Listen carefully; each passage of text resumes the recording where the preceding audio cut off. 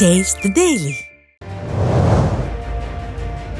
பெரும் சர்ச்சையை ஏற்படுத்தியுள்ள ஒரே நாடு ஒரே தேர்தல் மசோதா மக்களவையில் தாக்கல் செய்யப்பட்ட நிலையில் அதற்கு காங்கிரஸ், திமுக உள்ளிட்ட இந்தியா கூட்டணி கட்சிகள் கடும் எதிர்ப்பு தெரிவித்தன.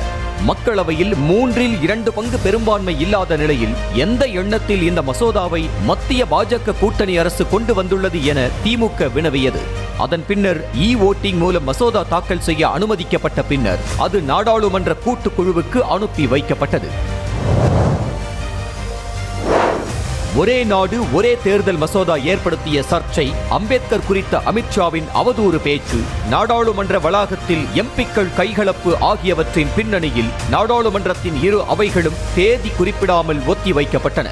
டிசம்பர் 20ஆம் தேதியோடு குளிர்கால கூட்டத்தொடர் முடிவுக்கு வந்தாலும் இறுதி நாளில் இரு அவைகளிலும் இந்தியா கூட்டணி எம்பிக்கள் அவையின் மையத்தில் குவிந்து பாஜக கூட்டணி அரசுக்கு எதிராக முழக்கங்களை எழுப்பினர்.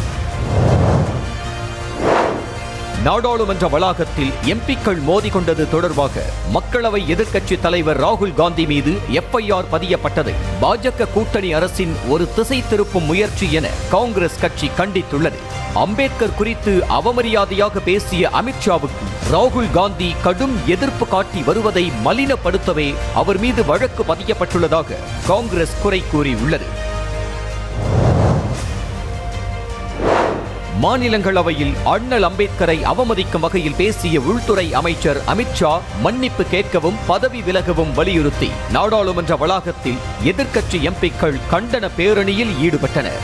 நாடாளுமன்ற வளாகத்தில் எதிர்க்கட்சி தலைவர் ராகுல் காந்தி மற்றும் வயநாடு MP பிரியங்கா காந்தி ஆகியோர் தலைமையில் அம்பேத்கர் சிலையிலிருந்து துவங்கிய இந்த பேரணியில் திமுக உள்ளிட்ட கூட்டணி கட்சிகளைச் சேர்ந்த எம்பிக்கள் கலந்து கொண்டனர்.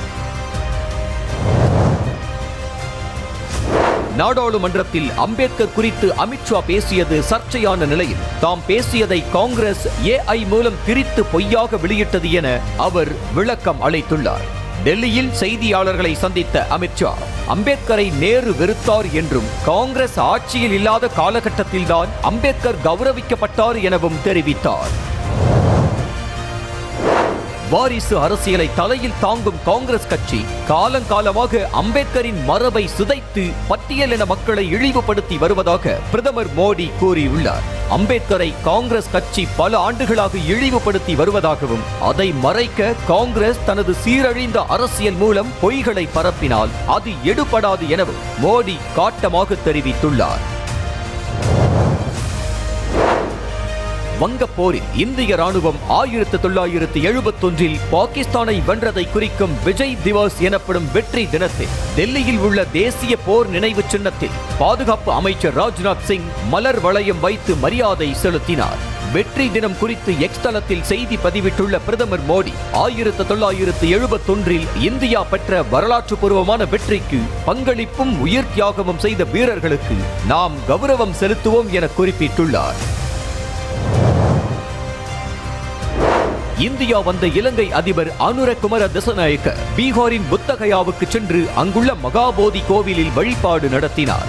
டெல்லியில் இருந்து விமானம் மூலம் கயாவுக்கு வந்த அவரை மூத்த அரசு அதிகாரிகள், புத்த துறவிகள் உள்ளிட்டோர் மலர்கொத்து வழங்கி வரவேற்றனர். ராஜஸ்தான் மாநிலம் ஜெய்ப்பூரில் பெட்ரோல் பங்கிற்கு வெளியே நிறுத்தி வைக்கப்பட்டிருந்த கண்டெய்னர் லாரி மீது மற்றொரு லாரி மோதியதில் பெரும் தீ விபத்து ஏற்பட்டது. அதிகாலையில் அஜ்மீர் சாலையில் சென்று கொண்டிருந்த லாரி கண்டெய்னர் லாரி மீது மோதி தீப்பிடித்த நிலையில் அருகே இருந்த பெட்ரோல் பங்கிலும் தீப்பற்றி கொழுந்து விட்டு எரிந்தது. இந்த விபத்தில் 14 பேர் உயிரிழந்தனர். மும்பை கடலில் 2 படகுகள் மோதிக்கொண்ட விபத்தில் 13 பேர் உயிரிழந்த நிலையில் 3 பேர் கவலைக்கிடமான நிலையில் உள்ளனர். இந்தியா கேட் பகுதியில் இருந்து 100க்கும் மேற்பட்ட சுற்றுலா பயணிகளுடன் எலிபெண்டா தீவுக்கு படகு புறப்பட்டு சென்றது. நடுக்கடலில் சென்று கொண்டிருந்த போது இயந்திர கோளாறு காரணமாக தறிகெட்டு வந்த கடற்படைக்கு சொந்தமான ஸ்பீட் போட் ஒன்று பயணிகள் படகு மீது மோதியது.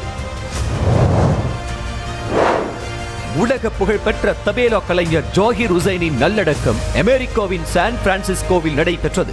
73 வயதான ஜாகிர் ஹுசைன் நுரையீரல் நோய் காரணமாக கடந்த திங்கட்கிழமை சான் பிரான்சிஸ்கோ மருத்துவமனையில் காலமானார். அங்கு நடந்த அவரது நல்லடக்கத்தில் பிரபல ட்ரம்ஸ் இசைக்கலைஞர் சிவமணி மற்றும் பல இசை வாத்திய கலைஞர்கள் பங்கேற்று இசையால் இறுதி அஞ்சலி செலுத்தினர்.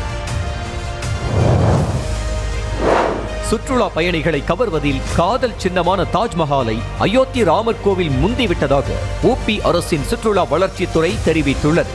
இந்த ஆண்டு ஜனவரி முதல் செப்டம்பர் மாதம் வரை அயோத்திக்கு 13.55 கோடி உள்நாட்டு பயணிகள் வந்தனர்.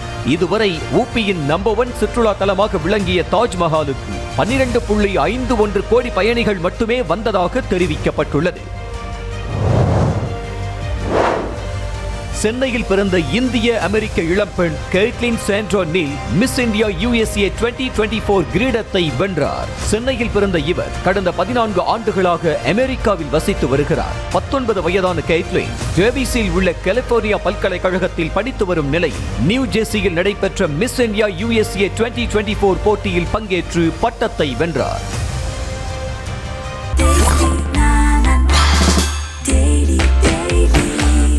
Daily. Taste the Daily.